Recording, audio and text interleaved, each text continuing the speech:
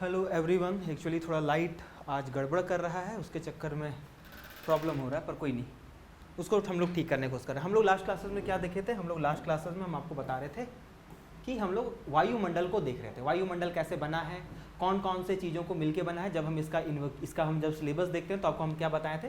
हम लोग सौरमंडल वाला इसका MCQ भी कर चुके हैं, हम लोग ये पूरा कंप्लीट कर चुके हैं।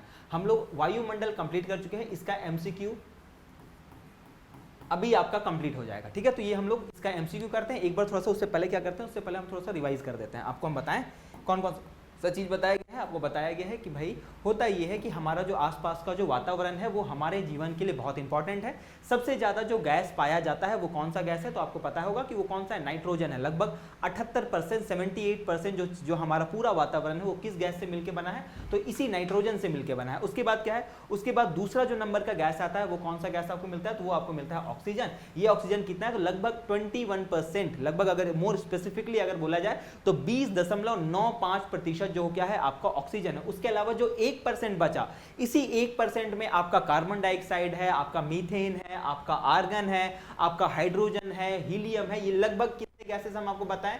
लगभग 11 गैसेस। तो जितने भी आपको आसपास में दिख रहा है, आपको टोटल कितने गैस मिलते हैं? आपको 11 गैसेस मिलते हैं। और यही 11 गैस मिलके क्या बनाते हैं? तो हमारे पूरे वातावरण को बनाते हैं। तो ये थोड़ा सा आप इसमें ध्यान में रखिएगा। उसके बाद हम क्या देखे थे? ये सेम चीज, वही चीज लिखा हुआ है, कौन सा चीज क्या क्या चीज मिलके हमारा वातावरण बनता है। उसके बाद हम आपको बताए थे लेयर्स के बारे में। लेयर्स के बारे में जब हम आपको बताया था, आपको बताया गया था, आप ध्यान में रखिएगा। इसको कैसे याद रखना है? तो आपको स्टार्ट कहां से करना है? आपको टी से स्टार्ट करना है और आपको टी में खत्म करना है ना। हम आपको बताए थे टी से स्टार्ट करना है, टी में खत्म करना है। बीच में दो शब्द और है ना। बीच में दो शब्द क्या है? तो एक है आपका एस और एक है आपका एम। टी से स्टार्ट हुआ, टी पे खत्म हुआ। बीच में क्या? बीच में एस और बीच में एम। और सबसे लास्ट में जो लेयर है वो कौन सा लेयर है? तो आपको एक्सोस्फेयर आपको मिलता है, एक्सोस्फेयर है ना। तो EXO, इसको हम सिंपल सिंपल से लिख दे रहे हैं। आपको बताया गया था आप क्या बोलते हैं ट्रोपोस्फेयर क्या है? तो ट्रोपोस्फेयर आपको बताया था कि आपका कहां से कहां तक होता है?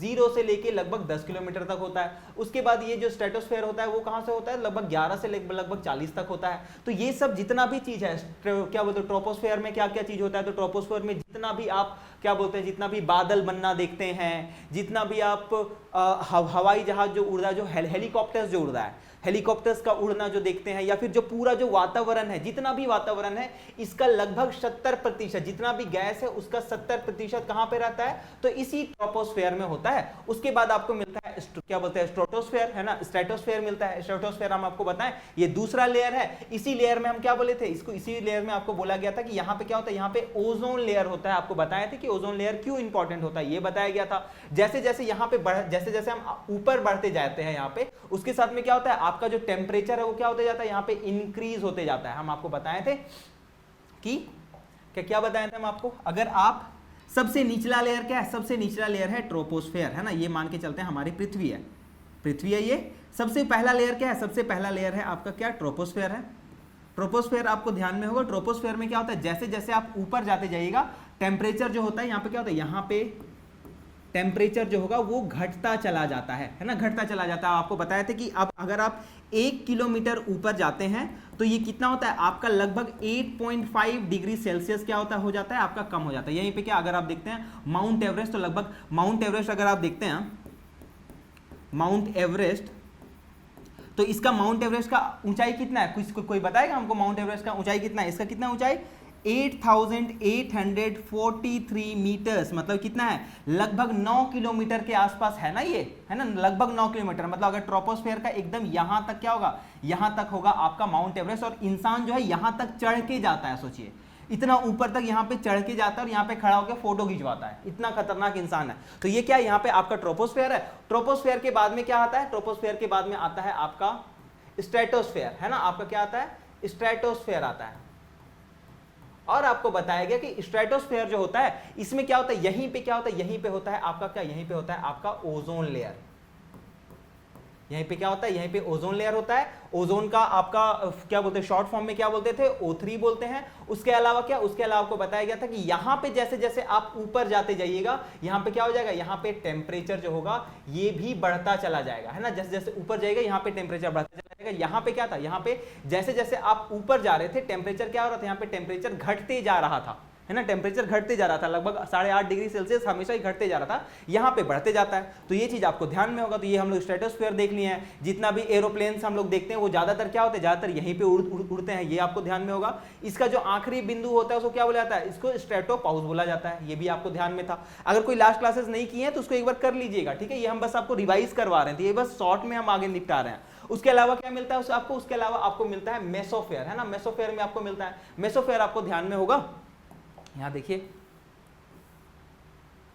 यहां पे है ना, ये है आपका मेसोफेयर है। मेसोफेयर आपको ये ध्यान में है कि ये क्या है, मेसोफेयर लगभग आपका 40 किलोमीटर से लगभग 90 किलोमीटर के आसपास तक होता है ना, 40 से 90 किलोमीटर। अगर हम यहाँ पे अगर आपका देखें, है ना, तो ये क्या था आपका, इसको थोड़ा साफ साफ लिखते हैं ना, रुकिए।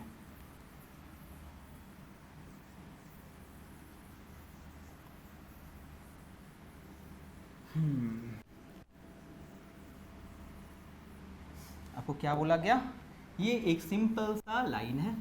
सबसे नीचे वाला जो लेयर है ये क्या है, ये है आपका यहाँ से यहाँ तक का जो लेयर है, ये पूरा जो लेयर है ये क्या कहलाता है, ये आपका कहलाता है आपका ट्रोपोस्फेयर, ट्रोपोस्फेयर कहलाता है ये, है ना। उसके ऊपर जो लेयर है ना, मतलब उसके ऊपर, मतलब अगर आप बोल सकते हैं सीधा सीधा यहाँ से लेके यहाँ तक का जो लेयर है ये क्या कहलाता है, ये आपका कहलाता है स्ट्रेटोस्फेयर कहलाता है भाई। ये क्या कहलाता है, ये स्ट्रेटोस्फेयर कहलाता है। उसके बाद जो इसके ऊपर जो लेयर आता है ये क्या कहलाता है, तो ये आपका कहलाता है क्या, ये आपका कहलाता है मेसोफेयर, है ना, मेसोफेयर कहलाता है। उसके बाद जब आप इससे भी अगर आप ऊपर जाते हैं, है ना, अगर आप इससे भी ऊपर जाते हैं तो फिर यहाँ पे क्या आता है, यहाँ पे फिर आता है आपका क्या, यहाँ पे आता है आपका ये जो लेयर है ये कहलाता है आपका थर्मोस्फेयर,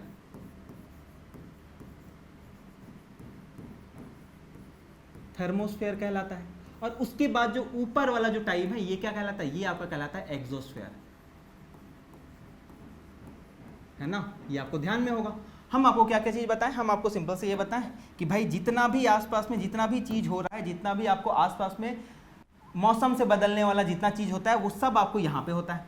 उसके अलावा हम आपको बताएं कि जो ओजोन लेयर है ना, जो ओजोन है वो O3 जो है वो यहाँ पे आपको मिलता है। मेसोफेयर में क्या होता है, तो मेसोफेयर में जितना भी आपका मेट्रॉइड है, जितना भी उल्का पिंड जो आ रहा होता है ना, जितना भी उल्का पिंड आ रहा होता है ये क्या होता है, ये आपका धीरे धीरे यहाँ पे जलने लगता है ना, जितना भी होता है ये धीरे धीरे यहाँ पे, जितना भी एस्ट्रॉइड जितना भी आता है सब यहाँ पे, जितना उल्का पिंड आता है ये यहाँ पे जलता है। उसके अलावा क्या, उसके अलावा आपका थर्मोस्फेयर है ना, थर्मोस्फेयर हम आपको बताएं, थर्मोस्फेयर लगभग आपका लगभग आपका ध्यान में रखना, लगभग ये लगभग 800 किलोमीटर तक होता है, ठीक है। लगभग ये कितना होता है, लगभग 800 किलोमीटर तक होता है, लगभग 90 किलोमीटर से लेकिन 800 किलोमीटर तक ये होता है। और आपको ये ध्यान में रखना है कि यहाँ पे क्या होता है, यहाँ पे आपको हम बताए थे यहाँ पे आयनोस्फेयर होता है, यहाँ पे क्या होता है, यहाँ पे आयंस होते हैं, आयनोस्फेयर भी इसको बोलते हैं। तो क्या बोला जाता है, आयनोस्फेयर बोला जाता है। यहाँ पे क्या होता है, तो यहाँ पे बहुत सारे आयंस होते हैं, आपको बताया गया था। ये आयंस क्या करते हैं, तो जितना भी हम लोग रेडियो कम्युनिकेशन करते हैं ना, जो रेडियो आप लोग सुन रहे हैं, तो ये रेडियो कैसे हम लोग सुन पाते हैं, तो यहाँ पे आयनोस्फेयर में क्या होते हैं, बहुत सारे आयंस होते हैं।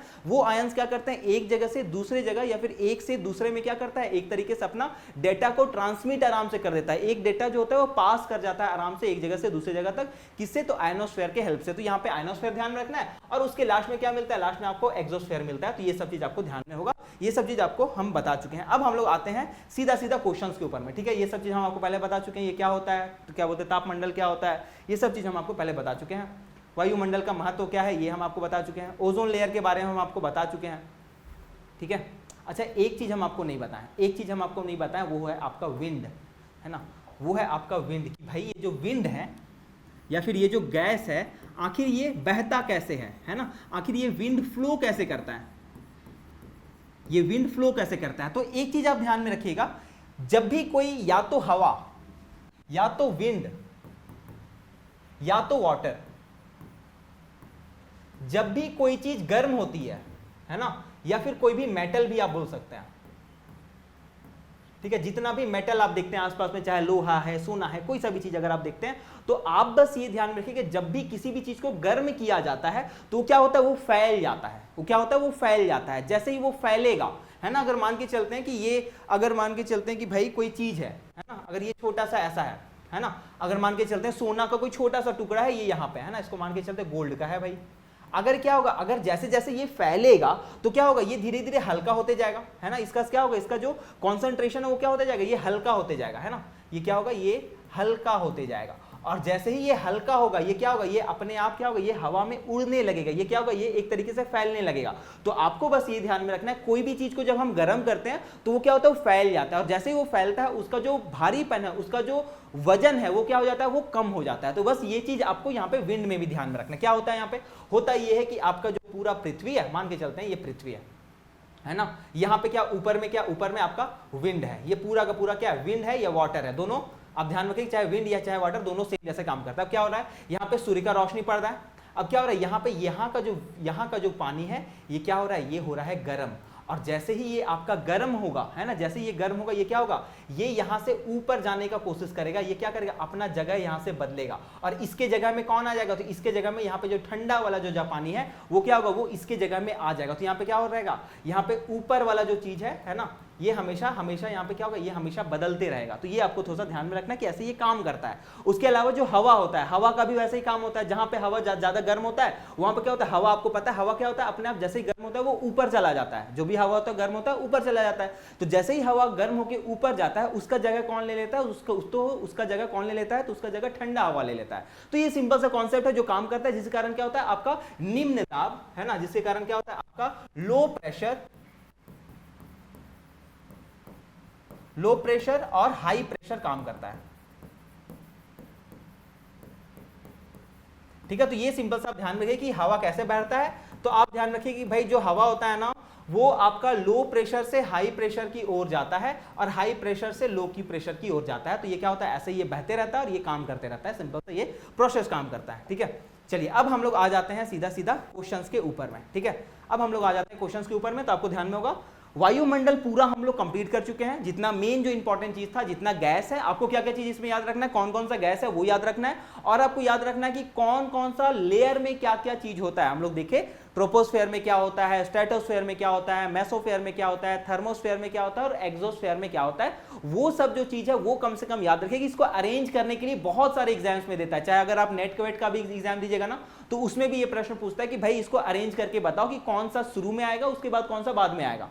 तो कम से कम वो चीज एटलीस्ट आप याद रखिएगा। ठीक है, उसके बाद अब हम लोग आते हैं क्वेश्चंस में। यहां पे सिंपल सा ये पूछ रहा है कि कितने सारे गैस हैं जो कि मिलके क्या करते हैं, जो कि आपका एटमॉस्फेयर में आपको मिलते हैं, है ना, हमारा जो वातावरण है उसमें कितने सारे गैस मिलते हैं। तो आपको यहां पे बताया गया था, इसका कोई जवाब देना चाहेगा, कोई भी जवाब देना चाहेगा क्या इसका, कितने सारे गैस मिलके हमारा वातावरण बनाते हैं भाई, किसी को याद है ये, हम आपको बताए थे ना नंबर, सोनी एंड रीना याद है, आपको बताया गया था कि टोटल कितने गैस हैं, टोटल गैस है कितने, टोटल गैस हैं 11 गैसेज हैं, है ना। तो ये 11 गैसेज मिलके क्या होते हैं, तो हमारा जो वातावरण है उसको बनाते हैं। एक बार आप इसको अटेम्प्ट करिएगा साथ साथ में, ठीक है, साथ साथ में अटेम्प्ट करिए, करते चलिए, कम से कम वो याद होते चलेगा। नेक्स्ट क्वेश्चन में हम लोग आते हैं। ठीक है, आपको ये बताया गया था कि 11 गैसेज होता है, सबसे ज्यादा कौन सा गैस होता है, सबसे ज्यादा नाइट्रोजन गैस होता है 78%। उसके बाद क्या होता है, उसके बाद लगभग आपका 20% से 21% के आसपास में क्या होता है, तो आपका ऑक्सीजन वाला जो पार्ट है वो रहता है। उसके बाद फिर क्या होता है, लगभग 1% जो बचा, उस 1% में क्या होता है, 1% में जितना भी अन्य गैस है वो सब उसमें रहता है, चाहे वो आर्गन आपको मिलता है, चाहे हीलियम मिलता है, हाइड्रोजन मिलता है, ये सब गैस आपको वहीं पे आपको मिलता है। ठीक है, आगे हम लोग बढ़ते हैं। दूसरा क्वेश्चन क्या बोलता है कि पानी हवा में किस फॉर्म में मिलता है, water is found in air, है ना, पानी हवा में किस तरीके से मिलता है, ठीक है, किस फॉर्म में मिलता है। तो आपको पता है अगर हवा में अगर पानी मिल रहा है तो कैसा मिलेगा, वो क्या होगा, वो वाटर वेपर के तरीके से मिलेगा, वो जल वाष्प के तरीके से मिलेगा, है ना। तो ये भी चीज आपको ध्यान में है। उसके बाद हम लोग थोड़ा सा और बढ़ते हैं आगे भाई। यहाँ पे आपको ध्यान में होगा कि which of the following gases makes almost 78%। तो आप बताइए कौन सा गैस है जो कि हमारे वातावरण में लगभग 78% पर मौजूद है, 78% कौन सा गैस में मौजूद है, कोई बताना चाहेगा कौन सा गैस 78% मौजूद है भाई। तो आपको ध्यान में है कौन सा गैस आपको मिलता है, नाइट्रोजन आपको मिलता है, सबसे ज्यादा क्या है, नाइट्रोजन है। उसके बाद कौन है, उसके बाद है आपका ऑक्सीजन। उसके बाद कौन सा गैस है, उसके बाद आपको मिलता है यहाँ पे कार्बन डाइऑक्साइड वाला चीज, है ना। तो ये चीज आपको ध्यान में रखना है। चलिए आगे बढ़ते हैं हम लोग। उसके बाद है आपका which of the following gases has the highest concentration in the atmosphere. वही सेम चीज क्वेश्चन पूछ रहा है कि भाई हमारे वातावरण में सबसे ज्यादा कौन सा गैस है, तो वही है नाइट्रोजन, आपको पता है 78%, सेम क्वेश्चन है। ठीक है, अब आता है यहाँ पे क्वेश्चन लेयर से। यहाँ पे लेयर में क्या आपको क्वेश्चन पूछ रहा है कि which layer of the atmosphere is ozone layer found, कौन सा लेयर होता है जहां पे क्या होता है, जहां पे ओजोन लेयर मौजूद है ना, ओजोन लेयर कहां पे मौजूद है। तो हम आपको क्या बताए थे, आपको हम बताए थे कि भाई आपको कहां से स्टार्ट करना है, आपको स्टार्ट करना है टी से और आपको खत्म करना है टी पे, है ना। और उसके अलावा क्या, उसके अलावा आपको यहाँ पे क्या होगा, यहाँ पे आपका एस एंड एम रहेगा बीच बीच में, और सबसे लास्ट में क्या, सबसे लास्ट में हम आपको बताएं क्या, एक्सोस्फेयर रहेगा। ये क्या है, ये है आपका ट्रोपोस्फेयर, सबसे नीचे वाला लेयर ये है ट्रोपोस्फेयर। उसके बाद क्या है, स्ट्रेटोस्फेयर है, ये दूसरा जो लेयर है। यहीं पे क्या था, यहीं पे आपको हम बताए थे, यहाँ पे क्या मिलता है, यहाँ पे ओजोन लेयर मिलता है। ये क्या था, ये आपको बताया गया था कि 0 से लेके 10 किलोमीटर तक होता है, और स्ट्रेटोस्फेयर जो होता है वो क्या होता है, वो लगभग 10 किलोमीटर से अगला 40 किलोमीटर तक ये होता है ना। तो ये क्या है, ये दूसरा जो लेयर है हमारा, जिसको हम क्या बोल रहे हैं, जिसको हम स्ट्रेटोस्फेयर बोल रहे हैं, उस लेयर में क्या पाया जाता है, उस लेयर में आपका ओजोन लेयर पाया जाता है। तो क्या हो जाएगा यहाँ पे स्ट्रेटोस्फेयर, सिंपल सा इसका क्या हो जाएगा, इसका आंसर हो जाएगा। आसान है, बहुत ज्यादा मुश्किल तो नहीं है। आप लोग ध्यान में ये रखिएगा कि हिंदी वाला जो चीज है, उस चीज को अगर आप हिंदी में पढ़ रहे हैं, किसी का अगर हिंदी है तो आप हमको बताइएगा कि सर हिंदी है, तो हम कोशिश करेंगे हिंदी को भी डाल देने का। लेकिन आपको हम बता रहे हैं बार बार कि कोशिश करिए कि हिंदी को आप, ठीक है हिंदी आप पढ़ते हैं, लेकिन कोशिश करिए कि इंग्लिश को साथ साथ में लेके चलने का, क्योंकि आपको हम बता चुके हैं कि एग्जाम्स में होता ये है कि आपका क्या करेगा, आपका हिंदी में ही यही चीज स्ट्रेटोस्फेयर यहीं पे लिखा रहेगा। कैसे, यहाँ पे ऐसे लिख देगा कि भाई स्ट्रेटोस्फेयर, ऐसे करके लिख देगा हिंदी में। तो उसमें फिर आप फंस जाइएगा, है ना, कि हम हिंदी में पढ़ के आए थे और ये इंग्लिश में लिखा हुआ है। इसीलिए कोशिश करिए कि ज्यादा ज्यादा इसको इंग्लिश में करने का, ठीक है। चलिए आगे बढ़ते हैं हम लोग। नेक्स्ट क्वेश्चन क्या पूछ रहा है, विच एटमॉस्फेरिक लेयर कंटेन आयंस, ठीक है, कौन सा एटमॉस्फेयर का लेयर है जहां पे क्या मिलता है, जहां पे आपको आयंस मिलता है, और क्या करता है, जो कि हेल्प करता है वायरलेस कम्युनिकेशन में। आप क्या कर रहे हैं, बिना तार के एक दूसरे से बातचीत कर पा रहे हैं, इसमें कौन हेल्प कर रहा है, इसमें आयंस हेल्प कर रहा है। अब ये आयंस कहां पे मिलता है, कोई बताएगा हमको, ये आयंस कहां पे मिलता है, क्या ये स्ट्रेटोस्फेयर में मिलता है, ट्रोपोस्फेयर में मिलता है, थर्मोस्फेयर में मिलता है, या फिर मेसोस्फेयर में मिलता है, कोई बताइए। आपको बताया गया था कि ये कहां पे मिलता है, ये थर्मोस्फेयर में मिलता है। ये कहां पे मिलता है, ये थर्मोस्फेयर में मिलता है। तो आपको ये ध्यान में रखना है, इसको तापमंडल बोलते हैं, है ना। इसको क्या बोला जाता है, इसको तापमंडल बोला जाता है। तो ये जो तापमंडल होता है, इसी में क्या होता है, इसी में आयंस होते हैं, और यही जो आयंस होते हैं, यही क्या होता है, यही रेडियो कम्युनिकेशन, है ना। आप क्या कर रहे हैं, रेडियो में जो सुन रहे हैं, रेडियो का जो आप इंफ्रास्ट्रक्चर यूज करके जो बातचीत कर रहे हैं, या फिर जो भी आप वायरलेस जो कम्युनिकेशन कर रहे हैं, मोबाइल से जो बात कर रहे हैं, वो सब क्या होता है, वो सब आपका यहीं पे इन आयंस के हेल्प से होता है, इस थर्मोस्फेयर के हेल्प से होता है, ठीक है। चलिए आगे बढ़ते हैं हम लोग। यहां पूछ रहा है कि which is the highest layer in the atmosphere in which meteors burns, ठीक है। यहां क्या पूछ रहा है, यहां पे आपसे दो चीज पूछा जा रहा है। यहां बोल रहा है कि कौन सा वो सबसे ऊपर वाला कौन सा लेयर है जहां पे जितना भी उल्का पिंड आता है वो अपने आप जल जाता है। तो अगर ऐसे देखें तो सबसे ऊपर वाला लेयर क्या है, सबसे ऊपर वाला लेयर होता है मेरा क्या, सबसे ऊपर वाला लेयर होता है आपका एक्सोस्फेयर।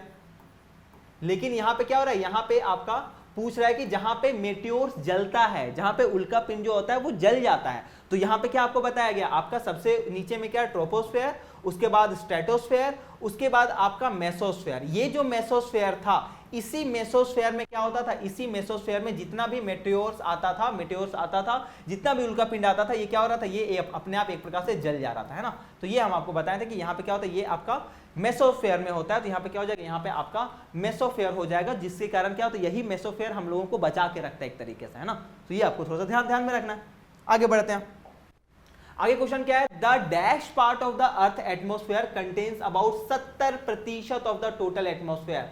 मतलब हमारा जो एटमोस्फेयर है, हमारा जो वातावरण है, उसका कौन सा लेयर है जहां पे हमारे वातावरण का लगभग 70% है ना। हमारा जो पूरा हवा है, पूरा जितना भी गैस है, उसका 70% कहां पे मौजूद है। तो आपको हम बताए थे जो सबसे नीचे वाला लेयर होता है, सबसे नीचे वाला लेयर जो हम, जिसमें हम लोग सब कोई रह रहे हैं, उसी लेयर में क्या होता है, उसी लेयर में सबसे ज्यादा गैस मौजूद है। और ये आपको ध्यान में रखना है, ये कौन सा है, तो आपको ध्यान में होगा ये क्या, ये ट्रोपोस्फेयर है भाई। ट्रोपोस्फेयर जो होता है उसी में क्या होता है, उसी में सबसे नीचे वाला लेयर है, और सब यहाँ पे क्या होता है, यहाँ पे 70% पूरा हमारा वातावरण यहाँ पे मौजूद होता है। तो ये भी आसान सा क्वेश्चन है, ठीक है। आगे बढ़ते हैं। ओजोन डिप्लेक्शन सबसे ज्यादा कहां पे हुआ है, सबसे ज्यादा ओजोन लेयर का डिप्लेक्शन, मतलब सबसे ज्यादा ओजोन लेयर के में छेद कहां पे हुआ है, तो तो आप ये जानिएगा कि अगर ये हमारा पूरा पृथ्वी है ना, ये पूरा पृथ्वी है, तो पृथ्वी का जो ये वाला जो पार्ट होता है, ये वाला पार्ट जो होता है, इसको क्या बोलते हैं? इसको हम लोग बोलते हैं पोल, पोल बोलते हैं। ये क्या है? ये है आपका नॉर्थ पोल है, और ये क्या है? ये है आपका साउथ पोल है, साउथ पोल है।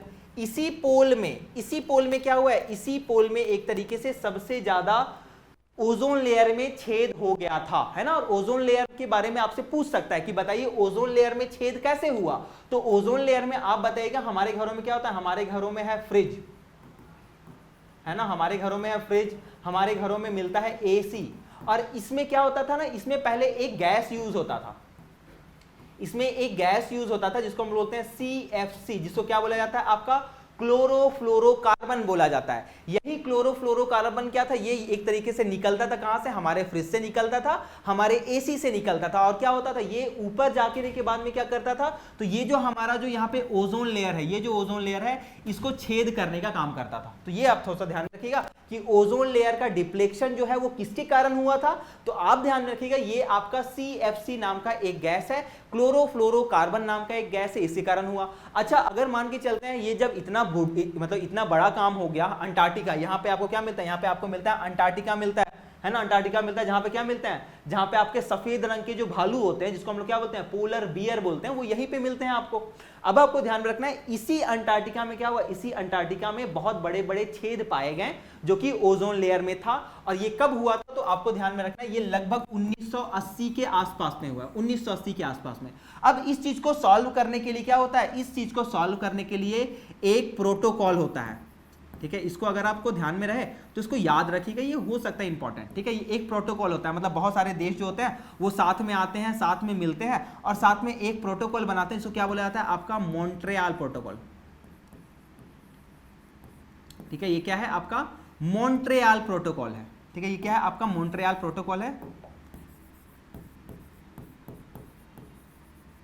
मॉन्ट्रियल प्रोटोकॉल, मॉन्ट्रियल कहां पे है? तो आपको मिलता है ये कहां पे? कनाडा में मिलता है ना, कनाडा में।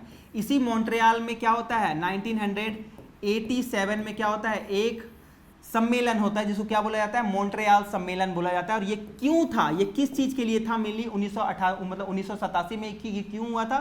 तो ये केवल इसका मेन काम था कि भाई हमको क्या करना है? हमको ओजोन लेयर को बचाना है, हमको ओजोन लेयर को क्या करना है? सेव करना है। तो इस चीज के लिए क्या होता है? आपका मॉन्ट्रियल प्रोटोकॉल होता है। कब? 1987 में। इस चीज को आप इसमें ध्यान में रखिएगा। 1980 के दौरान में ये पहला बार पाया जाता है कि हाँ भाई यहाँ पे क्या हो रहा है? यहाँ पे आपका छेद मिल रहा है। और ये क्या था? ये कैंसर जैसी बीमारी को ये लेके आने का काम करता। और ये बहुत अच्छा काम किया, मतलब ये जो मॉन्ट्रियल जो हम लोग प्रोटोकॉल देख रहे हैं ना, ये बहुत अच्छे तरीके से काम किया। और अभी जो है हमारा पूरा जो ओजोन लेयर है, ये पूरा अपने आप को क्या कर चुका है? अपने आप को रिकवर कर चुका है, अपने आप को पूरी तरीके से ये बचा चुका है। तो ये थोड़ा सा ध्यान रखिएगा कि यहाँ पे पूछा है कि सबसे ज्यादा कहां पे हुआ था? तो सबसे ज्यादा कहां पे हुआ था? आपका पोल में हुआ था। अगर आपसे पूछेगा पोल में भी कहां पे? नॉर्थ पोल या साउथ पोल? तो आप क्या बताइएगा? साउथ पोल में हुआ है। आपका ये ऊपर वाला नॉर्थ है, नीचे वाला साउथ है। मतलब जो अंटार्कटिका वाला जो क्षेत्र है जहां पे पोलर बियर पाए जाते हैं, वो जहां पे ध्रुव क्या बोलते हैं? भालू पाए जाते हैं, वहीं पे क्या हुआ? वहीं पे आपका ओजोन लेयर में छेद हुआ है। तो ये कुछ चीजें हैं जो कि आपको ध्यान में रखनी है। आगे बढ़ते हैं हम लोग। Which layer of the atmosphere almost all the clouds are formed? कौन सा ऐसा लेयर है जहां पे लगभग जितने भी बादल हम लोग देखते हैं ना, जितने भी बादल हैं वो सब इसी एटमॉस्फेयर में बनते हैं। तो आपको हम बताए थे कि जितना भी मौसम संबंधी जितना भी चीज हो रहा है वो सब कहां होता है? वो सब नीचे वाला जो लेयर होता है वहां पे हो रहा होता है। और नीचे वाला लेयर का नाम क्या है? तो नीचे वाला लेयर का आपको पता है, नीचे वाला लेयर का नाम क्या है? ट्रोपोस्फेयर है भाई। तो यहाँ पे क्या होगा? यहीं पे ट्रोपोस्फेयर जो है, इसी में क्या होगा? इसी में जितना भी मौसम संबंधी जितना बादल बनना है वो सब आपका यहीं पे होगा। जितना बारिश वारिश वाला जितना भी चीज है सब कुछ यहीं पे आपका ट्रोपोस्फेयर में होगा। तो ये थोड़ा सा आप ध्यान रखिएगा, कहां पे सारा बादल बनता है? तो ये ट्रोपोस्फेयर में बनता है, ठीक है। आगे बढ़ते हैं। कौन सा लेयर है? लोवेस्ट लेयर पूछ रहा है। सबसे नीचे का लेयर कौन सा है? सबसे नीचे का लेयर कौन सा है? बताइए जरा सा। सबसे नीचे का लेयर क्या है? सबसे नीचे का लेयर क्या है? आपका क्या है? ये ट्रोपोस्फेयर है भाई। आपको दोबारा से हम बता देते हैं, सबसे नीचे क्या है? ट्रोपोस्फेयर है। उसके अलावा क्या मिलता है? आपको स्ट्रेटोस्फेयर मिलता है। उसके अलावा ऊपर क्या मिलता है? आपको मेसोस्फेयर मिलता है। मेसोस्फेयर के ऊपर फिर से क्या हो जाएगा? फिर से आपका थर्मोस्फेयर आ जाएगा। इसी थर्मोस्फेयर में क्या होता है? यहाँ पे आयनोस्फेयर होता है।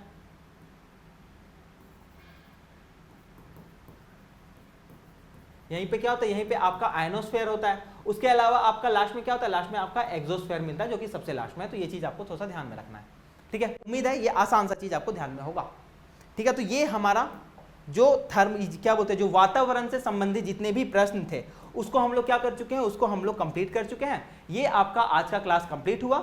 इससे जितने भी रिलेटेड क्वेश्चंस थे उसको हम लोग देख चुके हैं। जितना हम आपको बताएं वो आप पढ़ लीजिएगा, इससे ज्यादा आपको पढ़ने की आवश्यकता नहीं पड़ेगी, ये हम आपको गारंटी देते हैं। ठीक है, उम्मीद है आज का क्लास आपको समझ में आया होगा। इसके जस्ट बाद हम लोग क्या करने वाले हैं, इसके बाद जस्ट बाद हम लोग सीडीपी करेंगे। अभी जो होगा इसके जस्ट बाद सीडीपी स्टार्ट होगा, और हम लोग नेक्स्ट क्लास जो होगा हम लोगों का, हमारा जो नेक्स्ट क्लास होगा उसमें हम क्या पढ़ेंगे, उसमें हम हाइड्रोस्फीयर पढ़ेंगे कि भाई ये जलमंडल क्या है, ये जलमंडल में कौन कौन सा चीज होता है जो कि मिलके जलमंडल बनाता है, जलमंडल में कौन कौन सा जल है भाई, है ना, कहां कहां पे जल पाया जाता है, कितने प्रकार के ओशियन है ना, जिसको हम लोग क्या बोलते हैं, जिसको हम लोग समुद्र बोलते हैं, वो कितने प्रकार के हैं, तो ये हम लोग देखने वाले हैं। उसके अलावा नदियों के बारे में थोड़ा सा देखने वाले, कौन कौन सी बड़ी बड़ी नदी है, कौन कौन से बड़े बड़े झील हैं, उन सभी के बारे में हम लोग अगले क्लासेस में देखने वाले हैं। तो ये उम्मीद है आपसे कि ये सारा कुछ आपको समझ में आया होगा, इसमें कुछ खास आपको दिक्कत नहीं होगा। ये हम लोग देखेंगे कि भाई अर्थ का वाटर क्या, ये कैसे काम करता है, ये वाटर साइकिल कैसे काम करता है, ये हम लोग देखेंगे। ठीक है,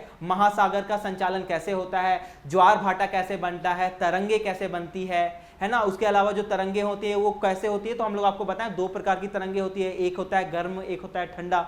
ये क्या होता है, ये हम लोग थोड़ा सा इसके बारे में देखें कि कहाँ कहाँ पे गर्म तरंगे कहाँ चलती है, ठंड तरंगे कहाँ कहाँ पे चलते हैं, इसके बारे में हम लोग नेक्स्ट क्लासेस में देखेंगे। ठीक है, तो उम्मीद है ये पूरा चीज जो जो आज हम लोग देख चुके हैं ये आपको समझ में आया होगा। अगले क्लास में हम लोग जलमंडल पढ़ेंगे। ठीक है, आज के क्लास को तब हम लोग यहाँ पे करते हैं समाप्त। उम्मीद है आपको पूरा का पूरा चीज आपको समझ में आया होगा। सभी को बहुत बहुत धन्यवाद कि आप लोग यहाँ तक जुड़े रहे। सभी को थैंक यू।